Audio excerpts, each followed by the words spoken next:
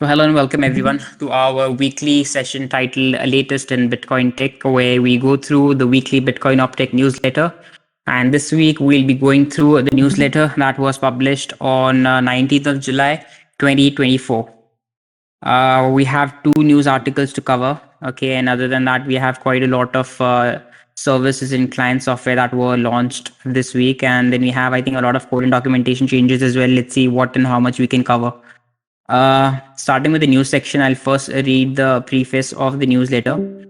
So, this week's newsletter describes a distributed key generation protocol for the Frost scriptless threshold signature scheme and links to a comprehensive introduction to cluster linearization. Also included are regular sections describing recent changes to clients, services, and popular Bitcoin infrastructure projects. The first news article talks about Frost. Let's read through it and then we'll try and summarize it and try and understand it better. So, distributed key generation protocol for Frost. Tim Ruffing and Jonas Nick posted to the Bitcoin dev mailing list a BIP draft with the reference implementation of Chill DKG, a protocol for securely generating keys to be used with Frost style scriptless threshold signatures that are compatible with Bitcoin's Schnorr signatures. So DKG here stands for distributed key generation. All right. So this protocol is called Chill DKG, Chill distributed key generation. So scriptless threshold signatures are compatible with the creation of n keys, any two of which can be used cooperatively to create a valid signature. For example, a 2 of 3 scheme creates 3 keys, any two of which can produce a valid signature. Being scriptless, the scheme relies entirely on operations external to consensus and the blockchain, unlike Bitcoin's built-in scripted threshold signature operations, example using Optech multisig. Similar to generating a regular Bitcoin private key, each person creating a key for scriptless threshold signatures must generate a large random like number without disclosing that number to anyone else.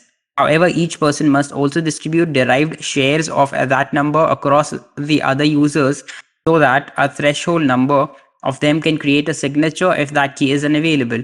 Each user must verify that the information they received from every other user was generated correctly.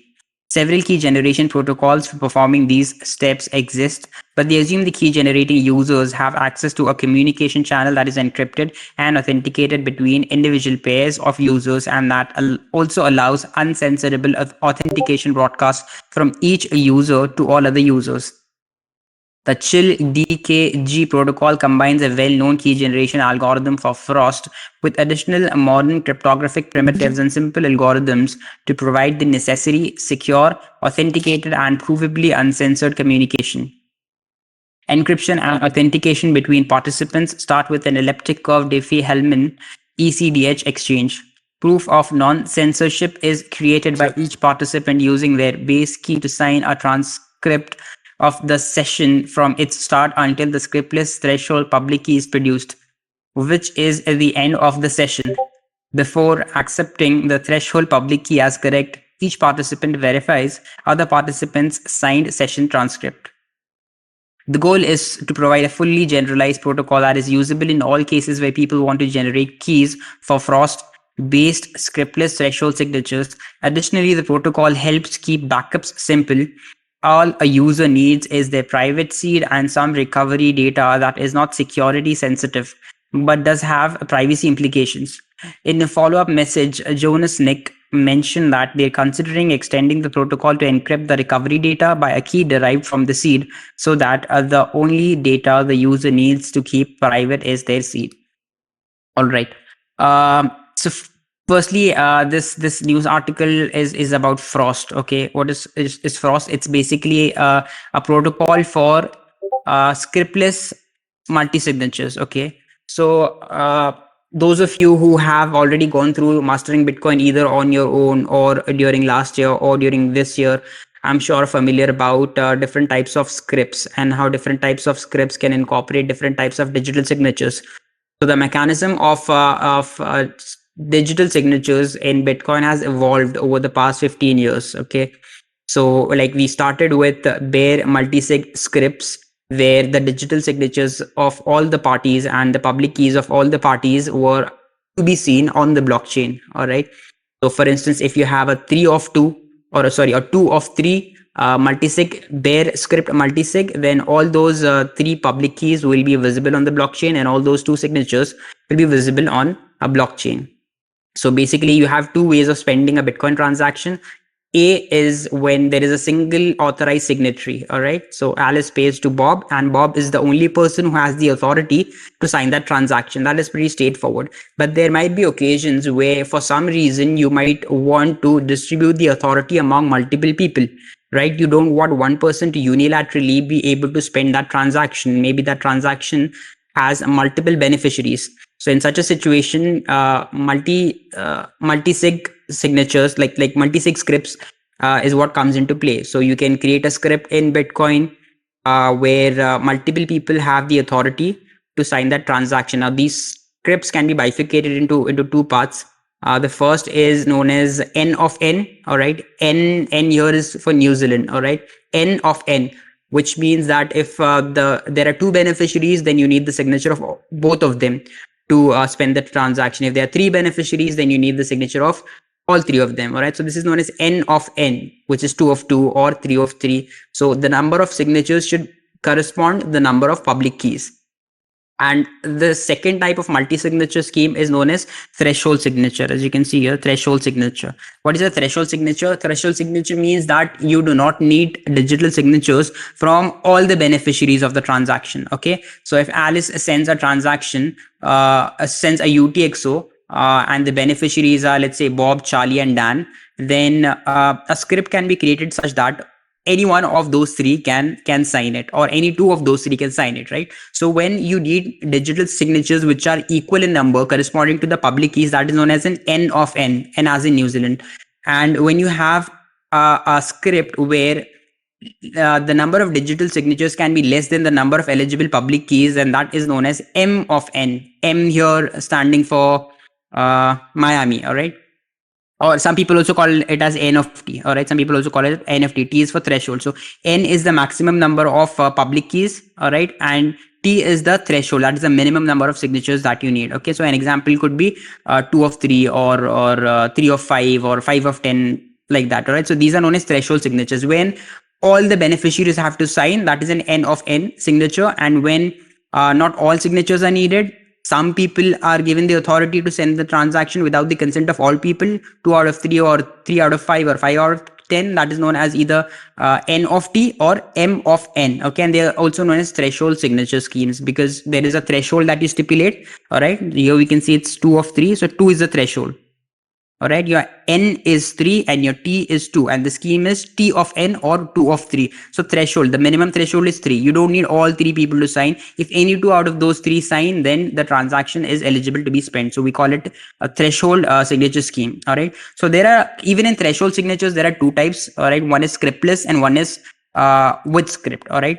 Today we're going to talk about Frost, which is scriptless. All right. But I want to give like a background of how digital signatures evolved over a period of time, because I'm assuming a lot of us are relatively new to Bitcoin. So directly jumping to what Frost is without covering how digital signatures have evolved over the past 15 years will not make any sense, because like some people might not be able to comprehend what Frost is, or might not be able to truly appreciate what it's trying to do.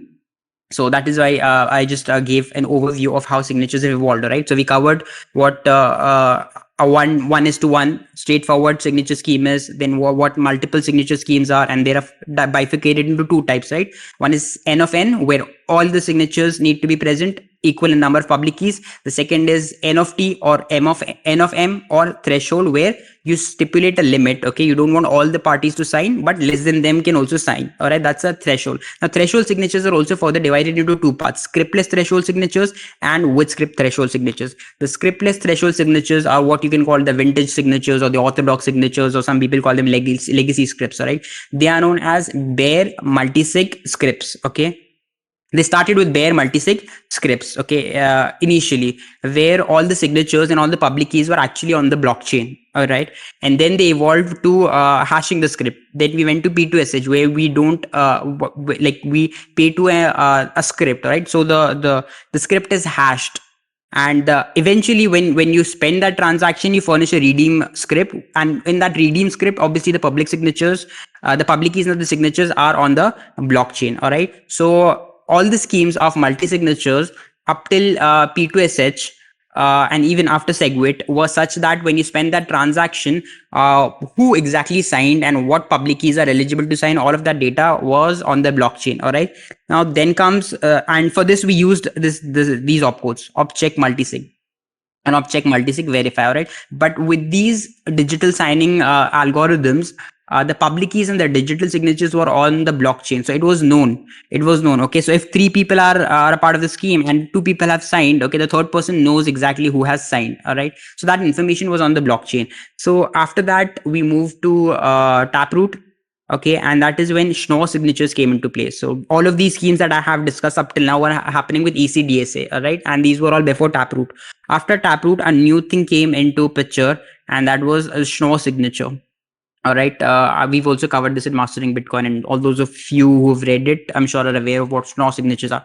All right, so there are multiple benefits of Schnorr signatures and upgrades. All right, the computation is very efficient as compared to ECDSA signatures. They were patented for a long period of time and they were not tested. That is why Satoshi did not initially use it. He would not have been able to use it even if he wanted to, and that is why he went for ECDSA. But later on, when that patent expired, developers started testing Schnorr signatures, and after that, with the Taproot upgrade, Schnorr signatures were incorporated into Bitcoin. What do Schnorr signatures do? Schnorr signatures give you the ability to aggregate public keys and aggregate signatures. Okay, up till now, what was happening? Okay, if there is a 2 of 3 scheme, okay, if there is a 2 of 3 scheme, so all these three people will generate their individual private keys. Okay, and with their individual private keys, they'll generate their individual public keys using elliptic curve math. Okay, and those individual public keys, there will be individual digital signatures that will correspond to those individual public keys, and they will have to individually sign it. Okay, so if there are two people who want to sign this transaction, Alice and Bob, Alice will create her own private key. From that private key, she will create her own public key. Using that private key, she'll create her own digital signature and she will sign the transaction. And Bob will take his private key, he'll convert that into public key, and he'll also create a digital signature corresponding to that private key, and Bob will sign it separately. Okay, so like these two informations, they were available on the blockchain. What Schnorr signature did is that Schnorr signature made aggregated digital signing possible. All right, what is aggregated digital signature? Just like the pre Schnorr signature world, Alice will create her own private key, Bob will also create his own private key. Okay, now Alice will create her public key that corresponds to her private key, and Bob will create his public key corresponding to his private keys. Up till now, everything is going the same. All right, whether it's Schnorr or it's pre-Schnorr. But after that, what happens is that Bob and Alice's public keys get added up. Okay, because these are 2 points on the curve. Your public key is a point on the curve, right? So you can add 2 points on the curve. So Bob's public key and Alice's public key gets aggregated, and it is not possible with the naked eye to distinguish this from a regular public key. Okay, it just looks like a public key on the blockchain. You cannot make out that Alice and Bob have come together and added their public keys with each other. So initially what was happening is that before aggregated signatures, when Alice and Bob was signing, it was like their public keys was separately visible on the blockchain. Okay, like 2 people have signed this transaction, or 3 people have signed this transaction, or 5 people have signed this transaction. What aggregated signatures do is that they combine public keys and they combine digital signatures. So if there is a 5 of 10 scheme, 5 people can create their own private keys, then they create their own public keys, and they don't and they concatenate their public keys. Okay, they add their public key such that that public key looks as one single public key. So when you look at that public key on the blockchain, you will not be able to make out whether this public key is the addition of the public key of 2 people or 3 people or 4 people or 5 people, or it's just one public key. It looks like any other public key. Same goes for digital signatures. All right, so corresponding to the private key, all 5 of them will create their own digital signatures, and they will add those digital signatures with each other. Digital signatures are scalars, so they perform scalar addition and they add those digital signatures, and they use that cumulative digital signature for signing. All right, so one single signature is used for signing and one single public key is used for signing. So anybody who's scanning the blockchain will see that it's just one public key and it's just one digital signature. They cannot make out whether this one public key has been derived by adding 3 public keys or 5 public keys or 7 public keys. What is happening behind the scene is not known. Whereas initially we knew exactly how many public keys are eligible for signing this transaction and how many digital signatures have actually been used to authorize this transaction. Now it is not visible for anybody that is doing heuristics on the blockchain. You look at the blockchain, you just see one public key. You cannot make out whether this is actually a single person's public key or 2 people's or 3 people's or 4 people. It is just a point on the curve. Same goes for digital signature. You don't know whether one person has signed it or 2 people have signed it or 3 people have signed it or 20 people have signed it. They all come together, they add their digital signatures, which is a scalar, and they create one digital signature which is used to sign the entire transaction. This is what Schnorr signature makes possible. So every time you hear this term aggregated signature or aggregated signing, all right, or aggregated multi-sig signing, it basically means that multiple people come together, they individually generate their private keys. From those private keys, they individually generate their public keys, but eventually they add those public keys. Public keys are nothing but a point on the elliptic curve, all right. So they add all those points and they make one public key. All right, and they create their own digital signatures, all right, different digital signatures, and they add those digital signatures, which are nothing but a scalar value. All right, so that is what aggregated signatures are, like multiple signatures aggregated into one, multiple public keys aggregated into one, and you cannot make out how many people have actually come together behind the scene to create that digital signature or create that public key. So this is something that is beneficial with regards to camouflaging the user's privacy, because anybody who's scanning the blockchain is not aware about how many people have actually been involved in spending this transaction, how many people signed, how many people came together, or that information is confidential. It does not go on the blockchain. Okay, so this is what aggregated multi-signature schemes are. Okay, aggregated multi-signature schemes are also bifurcated into 2 types, right? Just like they have script signatures, all right? So these aggregated signatures are also known as scriptless, okay? So scriptless signatures or aggregated signatures, they're one and the same, okay?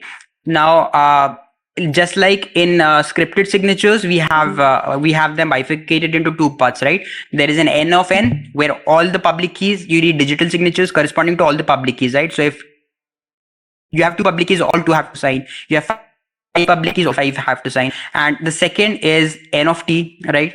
Where if you have a certain threshold, 2 out of 3 can sign, 3 out of 5 can sign, 10 out of 15 can sign, right? That is the case. So up till now, we were working with n of n. Okay, we had only scriptless signatures, which were n of n. All right, New Zealand, n of n. So if 3 people aggregate their digital signature, like if 3 people aggregate their public keys, all 3 of them have to sign. All 3 of them also have to aggregate their digital signature. If 5 people aggregate their public keys, then 5 people also have to aggregate that digital signature. This was being used in Taproot. Okay, only in Taproot. So in a Taproot transaction, you can spend it in 2 ways. One is the script path, one is the key path. Okay, so up till now, like we've discussed, what all of us, I'm assuming, know that what are scripts, like what are Bitcoin scripts. So using a script, you can create conditional statements, right? If this happens, then Alice can sign. If that happens, then Bob can sign. If this happens, then Alice and Bob both can sign, right? You can use if and else conditional statements, right? What if your script is very big, like you want 100 conditions, you want 150 conditions, right? So there is a huge company that has 500 employees, okay, and they want 150 conditions. If the CEO is not available, then the COO can sign. If he's not available, then the CTO can sign. If he's not available, then the board of directors can sign. If board of directors are not available, then the next hierarchical level, so on and so forth. All right, so what if there is a situation where you want 100 conditions, like 100 people to sign, but only depending on those conditions. If the first condition is not fulfilled, you go to the second is not fulfilled, you go to the third. Okay, so if there are limited conditions, all right, it makes sense for you to use bare multi-sig scripts or P2SH, right? But if there are exponential number of conditions, then what is a more optimized mechanism is TapScript or Taproot, right? So a Taproot transaction can be spent in 2 ways. First is using the script path. Second is using the key path. What is the script path? Basically, you can have, like, there's a Merkle tree. Okay, there's a Merkle tree, and each leaf of a Merkle tree is one condition. Okay, so just now, like I said, if the CEO is available, CEO signs. So that. Hey Faisal. Faisal, last you were talking that in a pay to Taproot transaction, you can you have key part payments, and so can you elaborate a little more on that whenever you begin?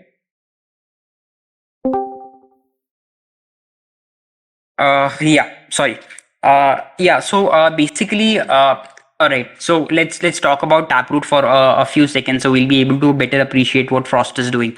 Uh, just now I discussed what is an added benefit of Taproot. It is that what if you have multiple conditions? If what if you have hundreds of conditions? Right, you don't want to write that in a bare script, right? That is too much. And as of now, that bare script will not even be relayed, all right? Because currently the standard bare script is multi-sig bare script for Bitcoin Core is can have only maximum 3 public keys. So any bare multi-sig script, if you're using Bitcoin Core, then if it has more than 3 public keys, it will not be relayed. That is what the default value is. All right. So what if you have lots and lots of what do you say, if and else conditions? All right, you have lots and lots of conditions. That's where Taproot comes into play. Taproot gives you an entire Merkle root, Merkle tree. All right, which has 121 layers. All right, we all know. I'm assuming what a Merkle tree is. All right, so it's a pyramid like structure.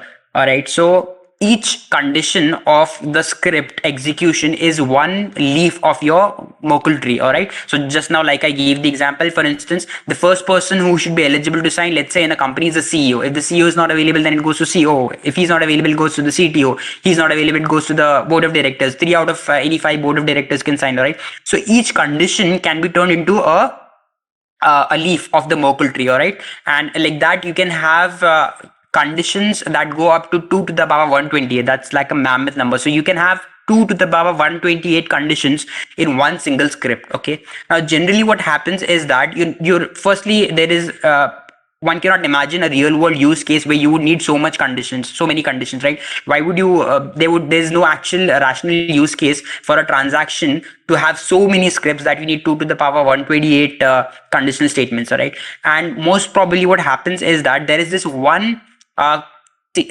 condition that is going to be used most often. All right, so the CEO is obviously going to be there, right? So CEO is not going anywhere. The CEO has the first right to sign the transaction, and if he is available, then nobody else is needed to sign the transaction, and the CEO is always going to be there, except if he's sick or he passes away and we don't have a new CEO, or if he's traveling or something like that. Other than that, 9 out of 10 times the CEO will be available. So what do?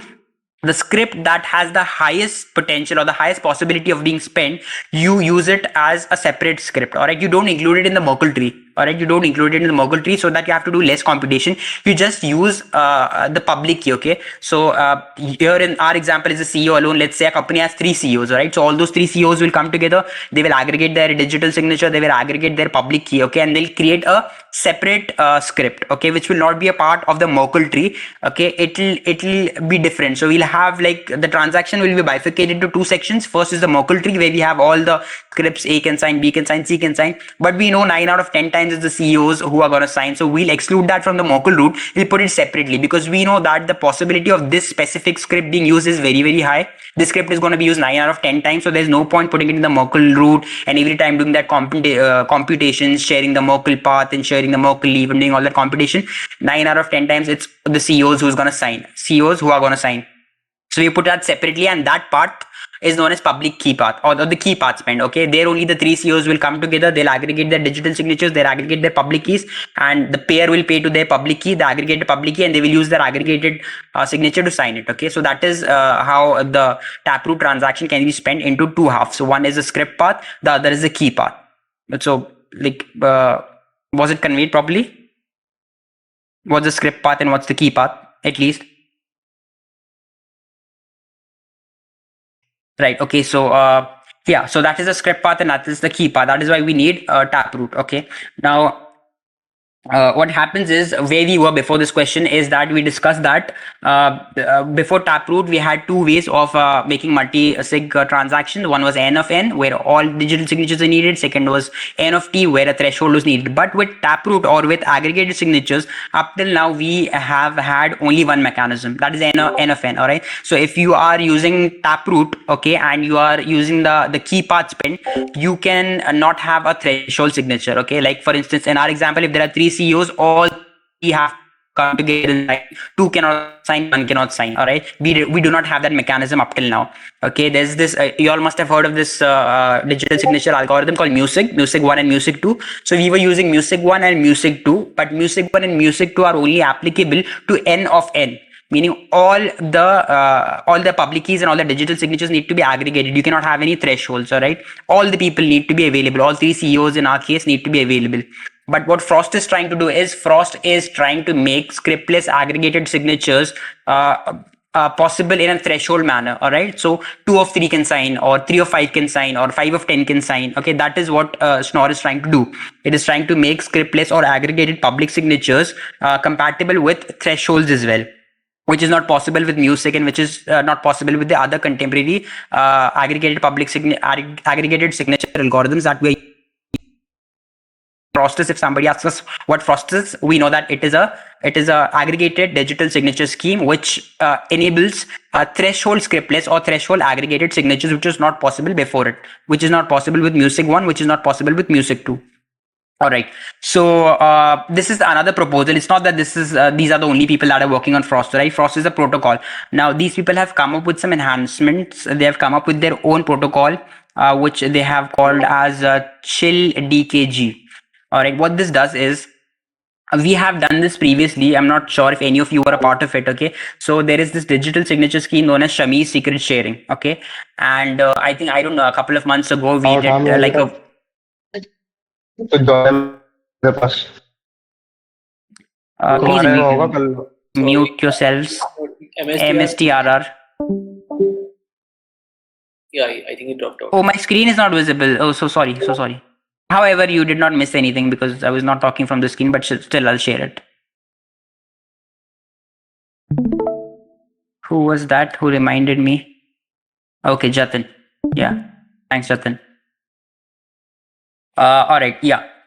So yeah, that is what Frost is making possible. How? So it's not that, like, Frost can have multiple implementations, right? Like we have Bitcoin can have multiple implementations, right? We have the Lightning Network, it has multiple implementations. There's LND, there's eClay, there's CLN, right? So Frost can have multiple implementations. So these people have come up with their own implementation, which they're calling Chill DKG, digital key generation. Or sorry, that's what is that DKG? I forgot. Distributed key generation, I think it is. Yeah, it's distributed key generation. Yeah, distributed key generation. All right.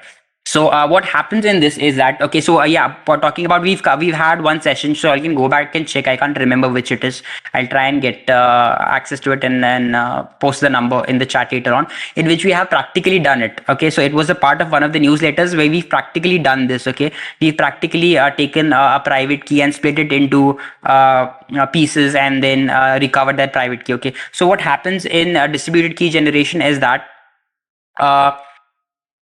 a number of people come together, let's say 5 people, right? Because we're talking about multi-signature, so it can't it doesn't make any sense for one person to be there, right? There have to be multiple people, 2, 3, 4, 5, only then Frost makes sense. All right, so let's assume there are 5 people. Okay, they come together, and because we're talking about threshold signatures, so if all 5 are signing, then we don't even need Frost, right? We can do that using Music. We need Frost when we're dealing with multi-signatures, and we need Frost when we're dealing with thresholds. So let's assume we have a scenario where there are 5 people who want to sign, who are eligible to sign a signature, and if any 3 of them sign it, then the transaction can be spent. All right, so let's assume a 3 of 5 situation. What will happen is that all 5 of these people will create their private keys. Okay, they will split their private keys.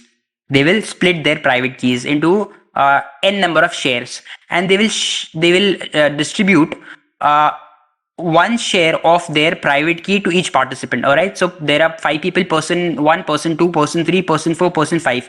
Person 1 will create a private key. Person 1 will split their private key into n number of shares and distribute one share of their private key to person 2, and 1 to person 3, and 1 to person 4, and 1 to person 5. Person 2 will also do that. They'll take their private key, they'll split their private key into a number of shares, and they will distribute it among person 1 and 3 and 4 and 5, and 3 will also do that, and 4 will also do that, and 5 will also do that. So all 5 of them will create their private key. Okay, and they will split their private key, and they will give a share of the private key to each of the participants. Okay, and then obviously in corresponding to that private key, they'll generate a public key, and they'll generate digital signature. Okay, now what will happen is that if two people are missing and only three are available, right? Because of these shares that have been distributed, right? If person one goes missing, person two goes missing. Okay, we have person three, person four, person five. But person three, person four, person five, all of them have shares of person one's and person two's private keys, right? So person three also has a share of person one's and person two's private key. Person four also has a share of person one's and person two's private key. Person five also has a share of person one and person two's private key. So 3, 4, and 5 can come together and combine those shares to recreate person one's and person two's private key. Okay, they will use those shares and they will do some mathematical mumbo jumbo using which those three people, 4, 3, 4, and 5 can create 1 and 2's private key. So even if 2 people are missing, the 3 can create digital signatures for all 5. That is how Frost works. Like we will not be able to go behind the math of it. Okay, but that is basically what it does. If you're a part of a scriptless threshold signature scheme using Frost, you create your private key and you share it with all the participants. Okay, and how many shares you create depends on your T and depends on your N. Okay, so the number of shares you create depends on your T and depends on your N. If it's a 2 of 3, then the number of shares created is different. If it's 3 of 5, then it's different. If it's 5 of 10, then it's different. Right? So there's a chart that you can refer to. There's a chart you can refer to where you in one column you have T's and one column you have N's. So you see what is your T's value, you see what is your N's value. It will give you the number of shares that you need to split your private key into, and then you split your private key into those many shares and you distribute it among the other participants. So if out of N we have only T people can recreate the private key of those missing participants and create digital signatures corresponding to them. So if we have a 3 of 5 scheme and 2 people are missing, those 3 can create the private keys of the 2 that are missing, and now they have all 5 private keys and they can create all 5 digital signatures and they can sign that transaction. So this is how scriptless threshold signatures work in Frost. Okay, what is different between this implementation is that up till now there was a broadcast channel. All right, there was an there was an encrypted broadcasting channel through which these participants used to share their private keys with each other. Okay, and all the information was on that broadcast channel. But the catch was that all the participants need to be sure that the information that has been shared with them is correct. Right, so if there are 5 people, all 5 of them need to ascertain that the information that has been shared with us is correct. They validate that information and they ensure that the information that has been shared with us is correct. Even if one person rejects that the information is correct, the protocol fails. What these guys have implemented is that they have implemented a mechanism in which even if one person is certain that the information that has been shared is correct, okay, they can prove it to the deniers that the information that has been shared is correct. All right, so if there are 5 people, one person is sure, okay, there is a math behind it. If one person is sure that there are no malicious actors, all the 5 participants have shared honestly relevant information with each other. Okay, and if other people are in doubt or if other people negate that, one person can prove mathematically that all the information that has been shared by all the 5 participants is correct. So like there is no it's like not all people need to give their consent, like in a manner, like all 5, even if one person says that, hey, I suspect that the information that has been shared, the shares that have been shared are incorrect, are malicious, or they have not received some information that they need, and they opt out of the protocol fails. Here what happens is that if one person is certain that all the information that has been shared and broadcasted is correct, that one person can prove to all the other participants that the information that has been shared is correct. All right, and once everybody is certain that the information that has been shared is correct, then the chances of the protocol failing is very low. And I think it is written here as well, if we can read through it.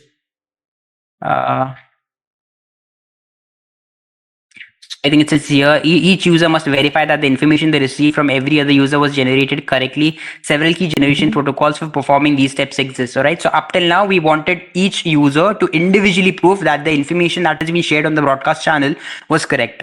Okay, even if one person is not sure, they will back out. All right. Several key generation protocols for performing these steps exist, but they assume key generating users have access to a communication channel that is encrypted and authenticated between individual pairs of users, and that also allows uncensorable authenticated broadcasts from each users to all other users. The chill DKG protocol combines a well-known key generation algorithm for Frost with additional modern cryptographic primitives and simple algorithms to provide necessary, secure, authenticated, and provably uncensored communication. All right, so this is where it differs, provably. All right, So provably. So if one person it has mathematically ensured that the information that has been shared is not malicious, is honest, then they can perform some mathematical calculation to prove it to all the other participants that there is no malicious actor and all the information that has been shared is correct. So no one person can back out on the basis of mere suspicion. If one person is suspicious or one person is does not is assuming that they do not have adequate information and they have deleted the shares for some reason that they received. Okay, so the one person can prove that no malicious activity has been done, and they can also help recover the shares that have been deleted by the person who deleted it. All right, so this is where this specific algorithm chill DKG excels. So like, yeah, we've given 30 minutes. I tried to cover the evolution of multi-script signatures. We talked about how we initially had bare multi-script signatures. Then we talked about how we had hashed multi-script signatures, and then we moved on to and how they were bifurcated into n of n and then n of t, and then how we moved on to aggregated signatures, what aggregated public keys and what aggregated signatures, and how aggregated signatures up till now are only n of n using music, and how Frost is trying to make aggregated signatures n of t. All right, now how it does that using distributed key generation, where even if some participants are missing, the variable participants can recreate their private key using some mathematical algorithms. And how this specific algorithm excels is that even if one person can mathematically prove that all the information that has been shared is authentic, then they can convince all the other participants using mathematical proofs that there is no malicious actor. And also there like if one of the participant has deleted this information and later on they get convinced that the information that was shared with them was not incomplete or malicious, they can recover that information. There is a provision to do that as well. So that is my overview understanding of what the chill DKG reference implementation of Frost is. If anybody has anything to say or anything to share, please go ahead and do that before we move on. Any points to add? Any questions about Taproot, about Schnorr signatures, about multi-sig scripts, about threshold signatures? Just a follow-up discussion to what you said, Basil. So chilled AKG basically ensures that even if one person is complaining that the signature sharing is not secure, it can validate if that is actually the case or not. Right? That's what it does. Right. The other participants can prove mathematically that the information that has been shared is correct and accurate. It's only when one person is complaining. What if two people start complaining that it's not fair? Then chilled AKG cannot be used. No, one person. My understanding is that one single person. If one person is certain that information shared is to them is correct, then they can mathematically prove that information shared throughout is correct. So if one person is certain, right, then chilled DKG ensure. Right. Chilled DKG basically is a protocol to yes. sort of. Okay. Right. One person can mathematically verify that the information shared on the broadcast channel is authentic, and they can mathematically prove it. This is where this specific protocol enhances over other implementations of Frost that people are working on. Got it. Any specific application of Frost? For example, understanding the application of multisig is very easy. If else is also super easy. But so Frost basically right. The Frost is making aggregated threshold signatures possible, right? We have aggregated signatures already in Taproot, right?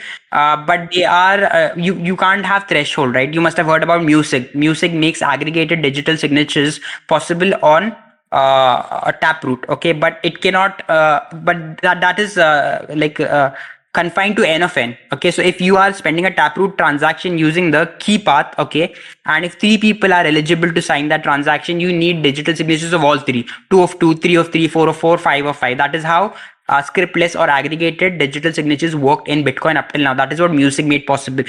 Thresholds were not possible. All right, n of t was not possible, 2 of 3 was not possible, 3 of 5 was not possible, 5 of 10 was not possible.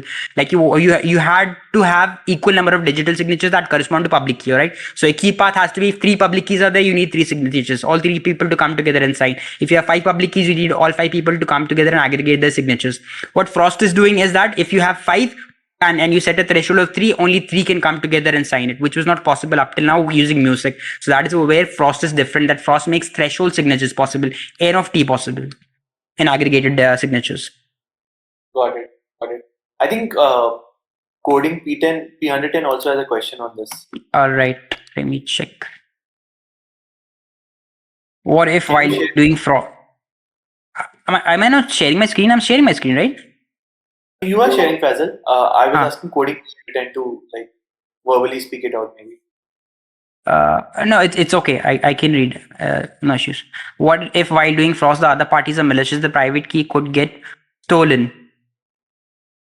So see, when you are a part of a threshold signature, all right, it means that you trust n number of people. Okay, so if 5 people come together, if Saurav, Jatin, Sivtuar, myself, okay, we have 4 and coding P5. If 5 of us come together, all right, and we decide that any 3 of us can sign and spend this transaction, it means that we trust any 3 people. Okay, any 3 people. It could be any 3. We're not saying that I only trust Saurav and I only trust coding P and I only trust Jatin. I don't trust Sivtuar. No, it could be any 3. I trust all 4 other participants equally. All right. So like if somebody's acting malicious, then they've broken your trust and there's nothing Bitcoin can do about it, right? So if you're saying that, hey, I own this UTXO, okay, 5 of us own this UTXO and any 3 of us can spend it, it means we trust any 3 people. And if any of those 3 people are acting malicious, they spend it without your consent, they spend it on something wrong, then that is something wrong ethical level, right? They've cheated you on ethical level and there's nothing Bitcoin can do about it.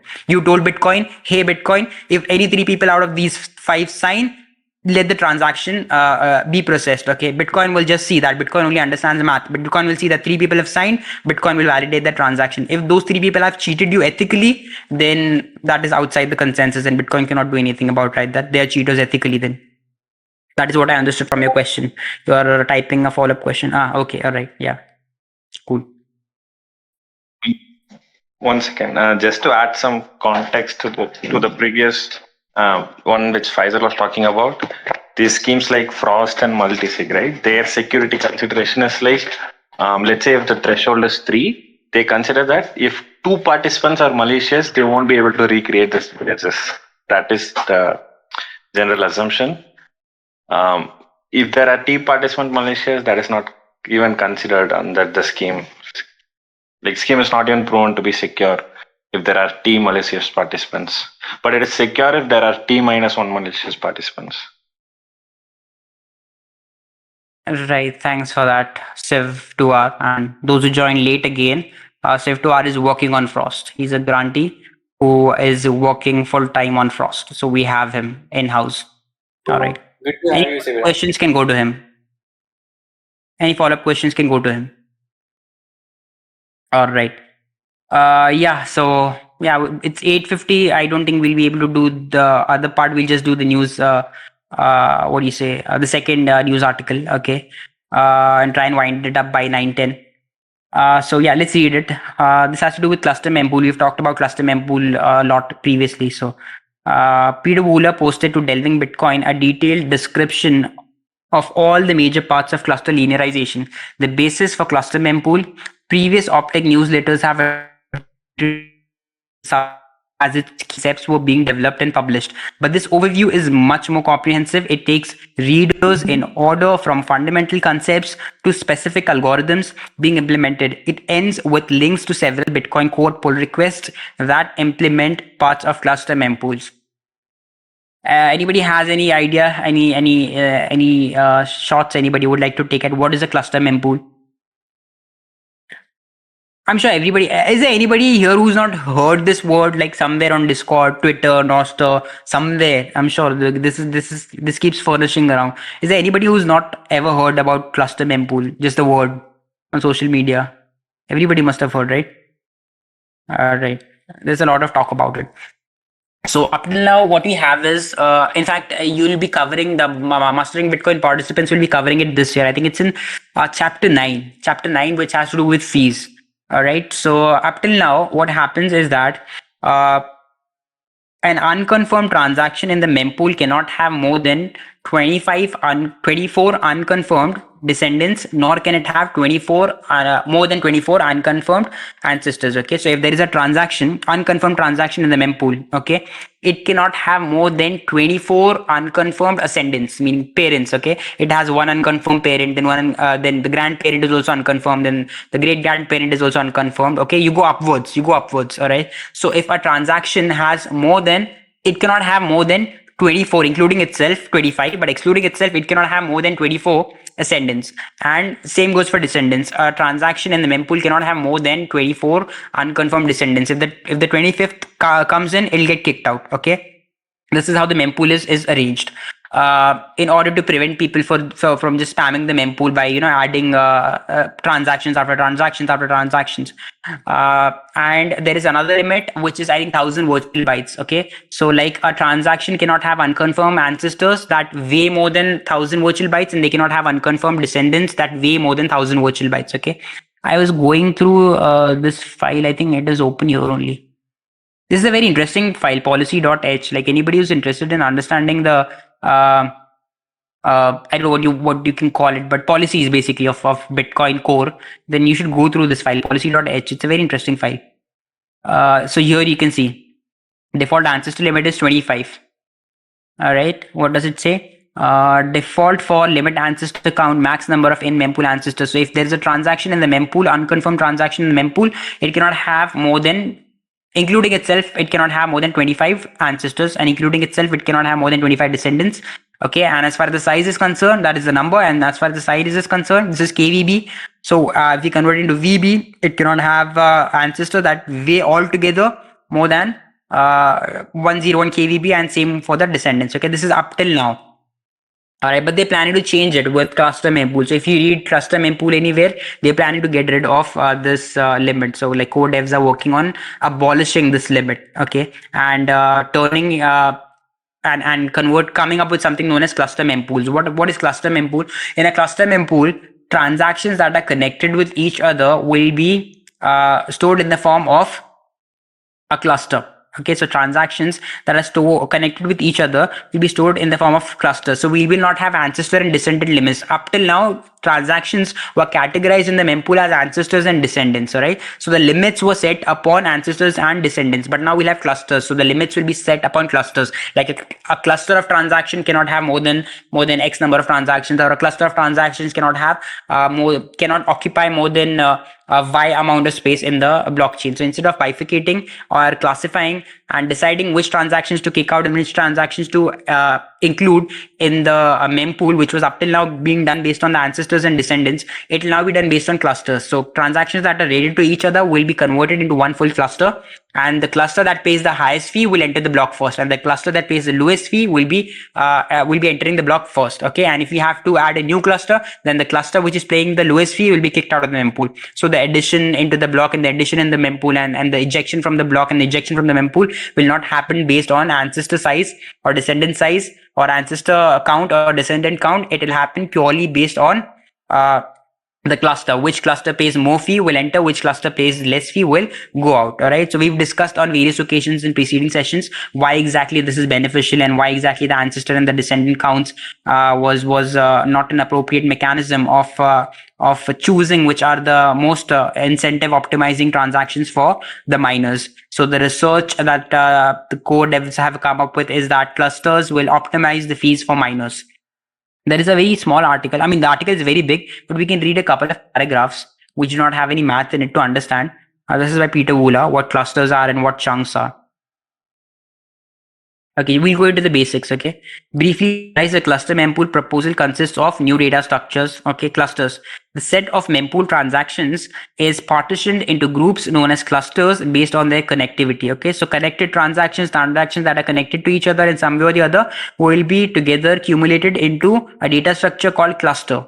In order to bound the computational cost of operations on these clusters, a cluster count limit is introduced. All right, so a cluster will have an upper limit, right? Up till now we had descendant and ancestor limits. Now we'll have cluster limit. Like a cluster can have only X amount of transactions, or a cluster can only have Y size, not more than that.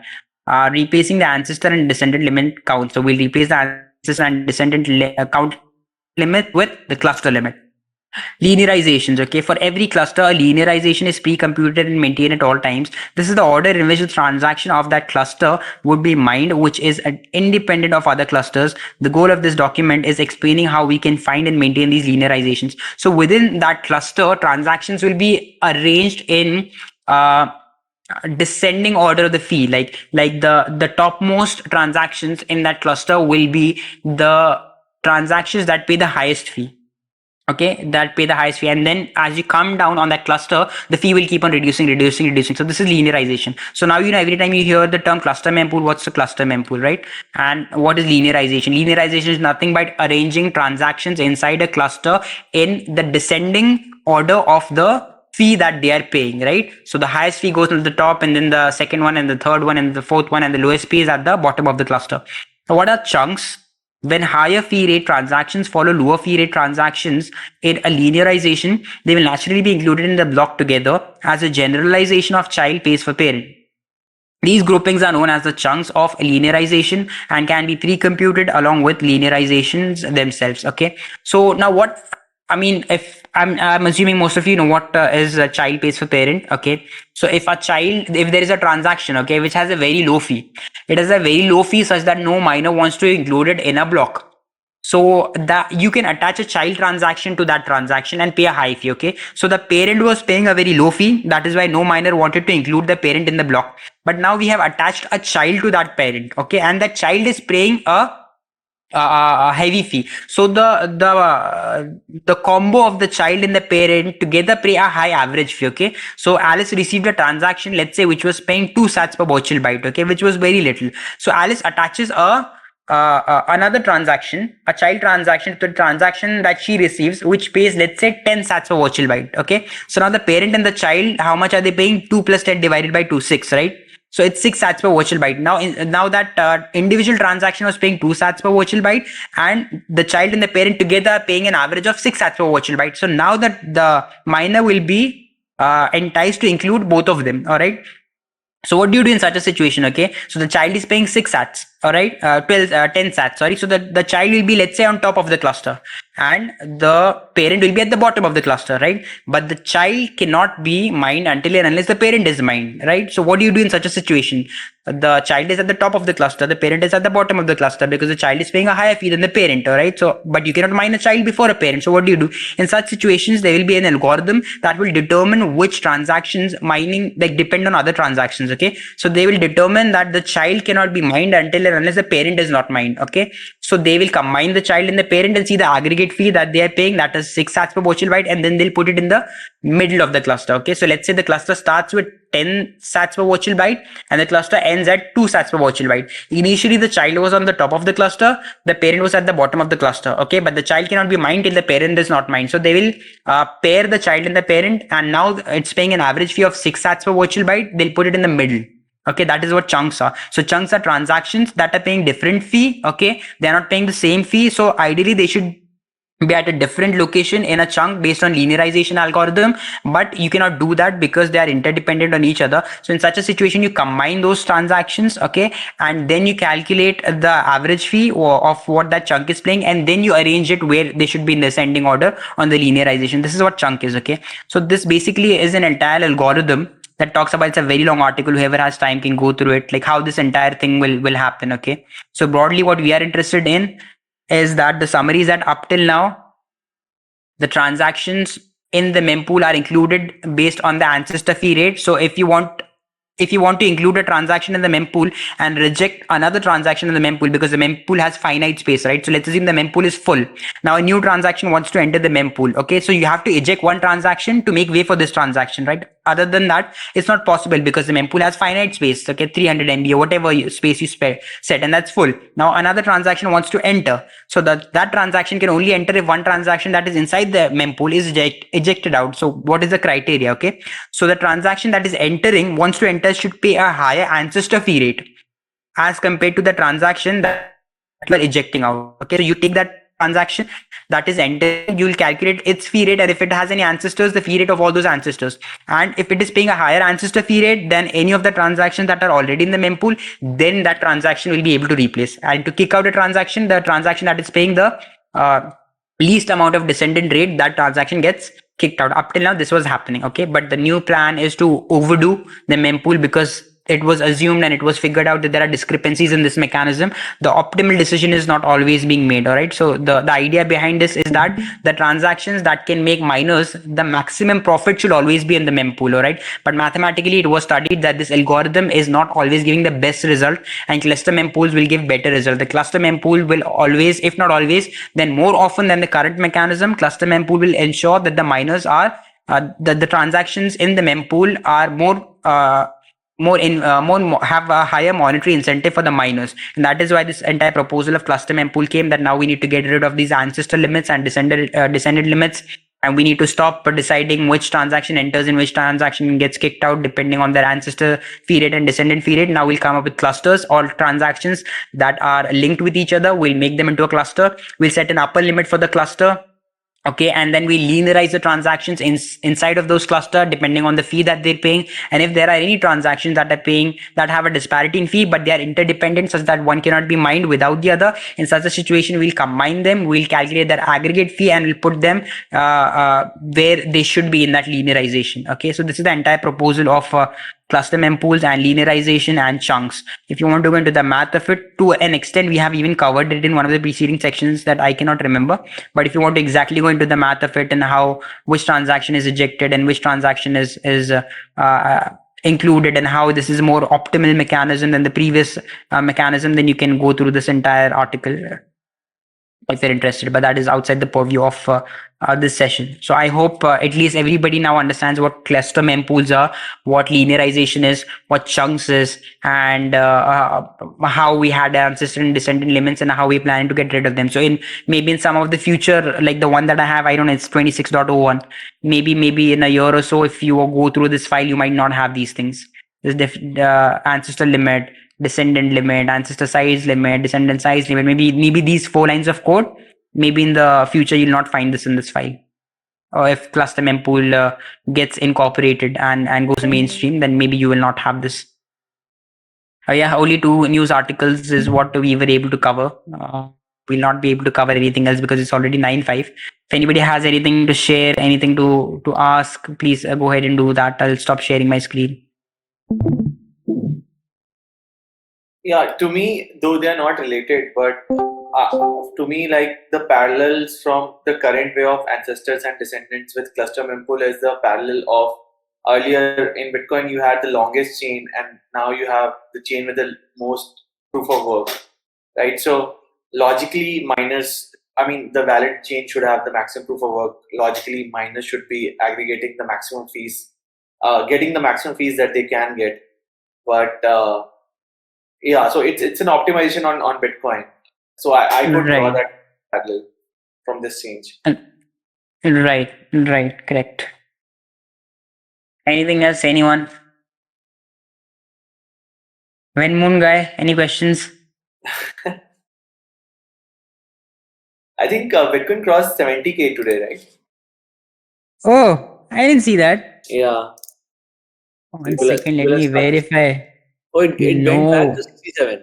Oh, okay. But what happened all of a sudden 70 to 67? I mean, look, whatever, who cares? But still, yeah, weird. I think Bitcoin Magazine's event is happening in Nashville, right? So a lot of people are talking about it suddenly in media. Right, but I think their USP was yesterday, right? It was all about Trump. Like, if not for Trump, nobody would be talking about that event, and that happened yesterday. And yesterday there was no spike. Yeah, I don't know. Yeah, This let's is see. the chart. Actually, the spike happened today for some reason. And Yeah, then it exactly. dropped. That's what I'm saying. So had you not informed me, I would not have known only because it was 67 and it is 67. Yeah. Right. Okay. Yeah. Nothing else to share from my end. If you all also don't have anything to share, anything to ask, and Mango also doesn't have anything to share, then we can sign out. All right. So if somebody's typing something, those who don't have any questions, please. Yeah. Thanks a lot for showing up, Rishabh. Those of you who don't have anything to share, any questions, can feel free to drop off. And thanks, Ibrahim, for joining in today's session.